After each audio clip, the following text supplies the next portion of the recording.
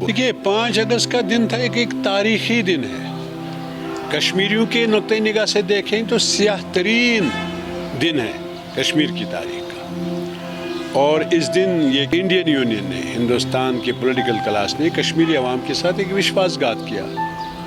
और यहाँ जब 47 में जब हिंदुस्तान तकसीम हुआ था, पाकिस्तान वजूद में, उसके एक महीने बाद अक्टूबर में ये जो जम्मू कश्मीर की रियासत थी एक इंडिपेंडेंट रियासत थी।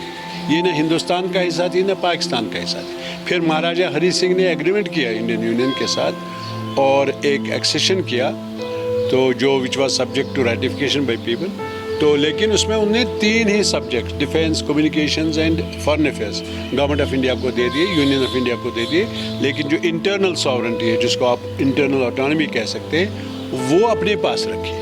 एक बाकायदा तहरीरी एक एग्रीमेंट हुआ था जिसको हम इंस्ट्रूमेंट ऑफ एक्सेशन कहते हैं। तो लेकिन ये जम्मू कश्मीर के अवाम का हक था कि कब तक उनको चाहिए ये खुसूसी दर्जा, कब नहीं चाहिए, इनको फैसला किया। लेकिन दिल्ली में उन्होंने फैसला किया, एक मुआहदे, एक एग्रीमेंट को तोड़ डाला।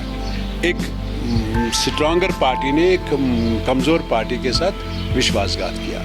तो ये कश्मीरियों की नक्ते निगाह से जब देखेंगे आप, तो ये जम्मू कश्मीर की तारीख़ का स्याह तरीन दिन है।